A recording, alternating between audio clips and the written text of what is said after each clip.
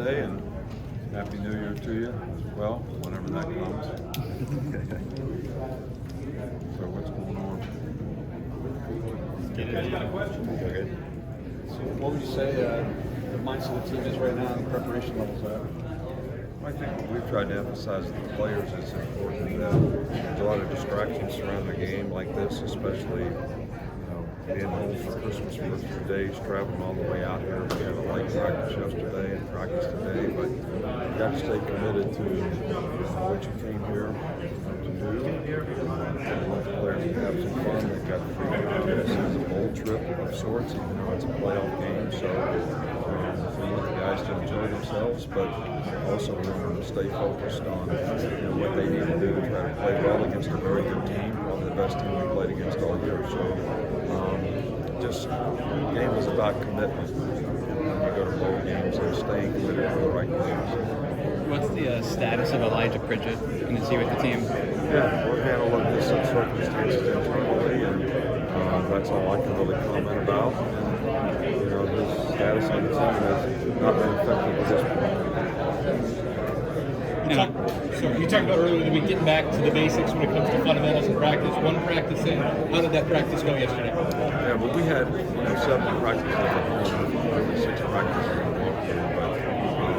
And when you don't play for a long time, you really got to get players to focus on fundamentals, the basic footwork, blocking, tackling, those kind of things are what can deteriorate on you pretty quickly when you're not in the rhythm of playing a game every week. So we've been emphasizing it. They've responded fairly well to it, so hopefully, we'll be able to it'll show up in the game that we've done a good job of trying to get them to focus on that. How is Jason progressing in practice? Jason Pavone? How is he progressing? Jason's doing great. He practiced yesterday and today, so it looks good. So we gave him a lot of time off to try to heal his foot. Seemed like it was paid off. Do you expect him? Is it looking like he's going to be able to participate? Regarding some setback and the way he's practicing, I don't see why. As you guys get deeper into your Michigan tape and breakdown, what do they do particularly well that you think might give your defense some issues? Oh, well, this is a really good offensive team, one of the best offensive teams in the country. The quarterback does a great job. They do a great job of running the football. They got a really good back for them. They got good receivers, got a really good tight end. Lots of weapons on offense, and they do a great job of utilizing them. They're very well coached. They use a lot of different personnel groups, a lot of different formations, and motions, and movements, and create a lot of adjustments for the defense, which is going to play the basic runs that they run. And they got a really good passing team. So this is a really, really good team, very well coached team, with a lot of good players. And they've had a lot of success offensively all season long, so this is going to be a real challenge for our defense. What about the leadership group of this team makes you not worry about, the layoff in between games from, SC Championship game of this week? I don't know that you can ever predict that. I think, your commitment to the game is the most important thing. There's a lot of distractions at this time of year in college football. You got guys thinking about going out for the draft. You got agents calling people. You got people trying to get guys to go in the portal. You got recruiting going on. You got all kind of things happening. So if you have conviction about what you want to accomplish and what you want to do, then you're not focused on those things. You're focused on what you need to do to play. And that's hopefully what the leadership on our team can help us do, as well as our coaching staff do. Because we don't just need you to have a conviction of what you want to accomplish and what you want to do and be committed to it. You need to make sure the next guy sitting next to you is the same way, because we need the whole team to be in that kind of situation. You've been relying on freshmen in a couple of key positions. You've been relying on freshmen at a couple of key positions in Caleb and Caden. How has that kind of shaped the trajectory of your season as those guys go through stuff for the first time? Well, I think those guys, I don't think anybody looks at them as freshmen anymore. They've all played 13 games. They all progressed and were able to stay sort of focused on what they needed to do to continue to improve. And I think great maturity and being able to do that, and that's why they continue to progress and improve. And both of them have played a lot of really good football for us this year, and we want to see that continue. What do you think the biggest thing you've seen is an improvement from your offensive line, and how has it been able to perform better in the recent weeks? I think the offensive line has been, one of the reasons that we've been able to improve. They've been playing physical, better fundamentals. Coaches are doing a good job of, scheming the runs and the formations where we can get a hat on the hat, and those guys have been doing a good job of getting movement. Backs have been doing a good job of getting the holes, and pass protection has improved, even though that's something that we need to continue to improve on in terms of eliminating drive-stopping type plays, which is sacks. So, and I think we've got to do that as a total unit, but the offensive line is a good starting point to help us eliminate some of those things. And Jalen only has one turnover since the beginning of November. Was there something that clicked with him that you saw? Was there, a come to Jesus moment maybe with that? No, I just think, probably confidence, probably better understanding of the offense, probably trusting, people around him, and the people around him trusting him. And I think the combination of those things developed a lot of positive chemistry, on the offensive team. And I think all those things impact decision making and judgment in a positive way. And taking care of the football is one of the most important things to do as a quarterback position. That's been something that's been massive. Coach, talk about the excitement and the adrenaline of the team and the players when they step out on the field on Rose Bowl Day. Yeah, well, I think that you want your players to play with an edge, to play with a lot of intensity, but you don't want to be overly emotional where they don't make good choices and decisions about how they execute and do their job, which can happen, especially in big games, because they're excited and they get emotional. And sometimes they get emotional and don't make good decisions. You want high intensity, high level of energy, but you also want all that emotion and energy being focused in doing your job so that you can go out there and execute and play with confidence. Coach, you've done a lot in your career. What has been the crowning moment of your success, you think? If there was one thing you would pinpoint, what would it be? Probably the fact that we've always had a lot of really good people in our organization surrounding us, whether they're coaches, whether they're players, and those people have always had the kind of psychological disposition to try to be the best that they could be, and how much I've been able to impact that, I really can't put a finger on, but I know that's probably the key to success is the fact that we've had so many successful people in our organization who have contributed to our success. After the South Florida game, what did Tommy Reese do to really make sure this offense got on track to the Eagles need? Yeah, well, I think what we all kind of learned a little bit about ourselves early in the season, and we had to make a decision about do we want to do what we want to do systematically, or do we want to do what we need to do relative to what our players are capable of. And I think when we took that step, and it sort of progressed through the season, where we did more and more things that featured the talent that we had, and I think the players bought into it as well as developed confidence in it. So that was very beneficial, I think, to us taking a step in the right direction. And the players bought into it, and the players worked hard at trying to improve. Coach, the word Everybody adversity. take half a step back. There you go. Sorry. Thank you. The word adversity has been used a lot with your quarterback. I asked your defensive players, they're using the examples that Jalen's been through on the defense side and never giving up, just like that Auburn game. What do you see about the defensive side that's really picked up on the whole team and how they've responded this year? I think we've got a lot of really good competitors on our team, and I think they've got a lot of pride in performance.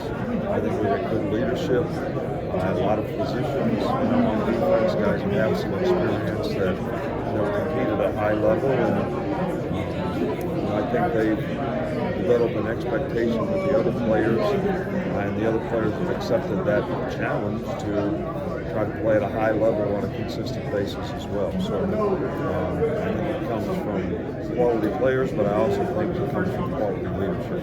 Coach, can you talk about what Jermaine Burton has meant to this team? Jermaine Burton is a guy that's really capable of making explosive plays. He's made a lot of explosive plays for us this year. He's a very talented guy. He's fast. He runs good routes. He's got really good hands. And when he's focused and pays attention to detail, he's a fantastic player, and I think that's the one thing that he's improved on most this year is playing at high level on a more consistent basis, which has improved his production and his consistency of performance. And for you, talk to me about, you've had a lot of success in your career, won a lot of championships. What motivates you at this point? This game, this team, the players on the team, the coaches on the staff, the people in the organization has worked so hard to create this. Nothing that's happened in the past is going to impact anything that happens in the future. So staying motivated, looking forward, not looking backward has been something that I've always tried to do. Some people would say I'm a bit of a perfectionist in terms of trying to get it right, trying to get everybody else to get it right, and I would say I probably agree with that, but it's all about getting it right now. It's all about this game, this team, this challenge that we have, and none of the things that have happened in the past is going to impact that at all. You talk about what's happened in the past. It's a good lesson with your coordinators. We're going to talk to them the next 2 days. What can you say about them? There were some times I hear it in the media, I know you don't really, but out on Tommy Rees, but then look at the job he's doing now. It's about how you finish. Is that the message? And how can you say about your coordinators? Well, I'm not really interested in evaluating the job that people do or how they get criticized. I think sometimes it's unjustified that people get criticized, and I think, but if you ask most of us, including myself, we're really our biggest critics. There's nobody that thought we were playing well early in the year. There was nobody that thought there were things that we needed to do to improve, and we all went to work on trying to get that right. And Tommy did a great job of doing that because we all had to overcome a rough start and a lot of adversity in the beginning, but everybody put their head to the grindstone, kept a positive attitude about what they had to do to fix it, and we got it fixed. Now, to continue that is something that we want to continue to build on. So I never read one word of criticism of anybody on our staff or one word of anybody getting praised, because I don't look at it. So you have to enlighten me with these things when they happen, because that's not what I'm doing. Now, I may be criticizing somebody. I may be analyzing what we're doing in a positive way and reinforcing positive performance, but also correcting things that need to be corrected. I mean, every Monday after a game, we have good, bad, ugly. What is good, bad, and ugly? There's some good plays, there's some bad plays, and there's some ugly plays. Right? And everybody needs to see them. The good ones, they need to see when they do it right, this is what happened. The bad ones, if you would have done this one thing, or used the proper footwork to block this one guy, we would have had another one of those good ones. And then here's one that just gets you beat. Coaches, fumbling on the ball or whatever. So we're always analyzing, we're always self-assessing as to what we have to do to try to improve. Coach, is this enjoyable riding down Main Street? You see your family smiling and waving, and you allow yourself to take this in? Oh yeah, absolutely. I enjoy it. It's always uplifting to me to see people be happy. And there's a lot of happy people at Disneyland. And riding down the street, getting to see everybody's smiling face. Having my granddaughter sitting next to me and my wife, Miss Terry, of 52 years, that was enjoyable in and of itself. So they wanted me to ride up on top, but I wanted to ride with my dates. And so that's how that worked out. 52 years. What's the secret? Congratulations, by the way. I don't know. I don't know. I think the secret to having good relationships is always considering the other person. You know, consider the other person. You know, my dad told me one time, you know, can you just look at something through the other guy's eyes? Because you're saying he looks funny to you, you look funny to him. Can you understand that? It makes a lot of sense though. But, so I think when you're in a relationship, if you can always look at the other side of it, you have better communication, you have better understanding, you solve problems together. You mentioned good, bad, and ugly. Is that something as a team? Is it a staff? Or is that individual player meetings? When do you guys go through that? No, that's a team thing. And I'm running the project. And I'm doing all the talking. How did you guys handle it yesterday, going straight from plane to practice field? Not as well as you could, you know, but I think I mentioned this before that, you know, when I was in the NFL, we went through all these protocols of what's the best way to travel to the West Coast. And where we landed was when we played the best. When I was in Belichick, we used to go on Friday and be there for 3 days. The players hated it, the coaches hated it. And actually, I spent Christmas in a hotel in Los Angeles once when we played, I think, on the 26th or something. But anyway, the long and short of it was is if you travel the day before and work out on the Sunday, that's the best acclimation. That was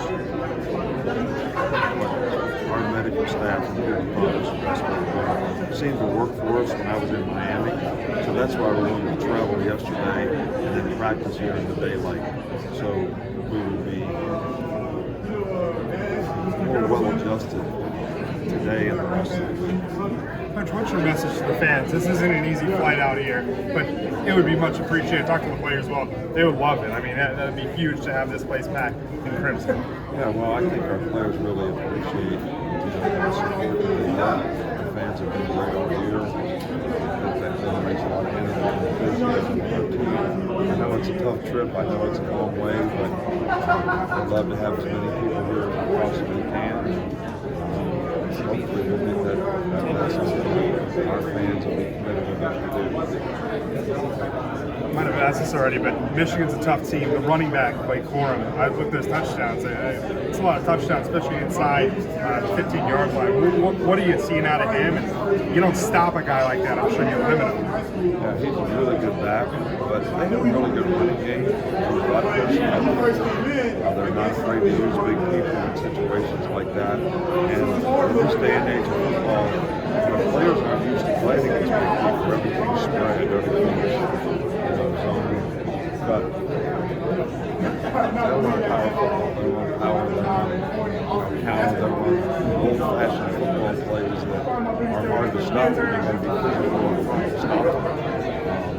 And play blockers and play double team. You got to do a great job tackling. This guy's a power guy, man. He's built close to the ground, thick, heavy-legged guy, and has great power. So it's hard to tackle. So it's a real challenge, no doubt. So since the bye, we've seen Jalen use his legs a lot, both as a runner and to maybe manipulate defenses as he's maybe extending plays. What did it take to get him to trust that part of his game, to get him to pull that out of him? No, I think he always trusted that part of the game. I think Jalen's a great ad-libber. When he's leading where he has, he's always been that. He was that even before. I think what Jalen has learned to do is when is the best time to use that as an asset, and when is the best time to actually keep your eyes downfield and break the defense down a different way. And he's been able to do that, both of those things. And it's good judgment on his part, but the fact that he keeps his eyes down the field, I think is, because I tell you what, one of the hardest things to do when you're playing pass defense is when the quarterback's scrambling, staying with your guys, staying with the coverage, playing zone with those people, playing man-to-man, and protect the quarterback from those people. So it's something that really challenges the defense.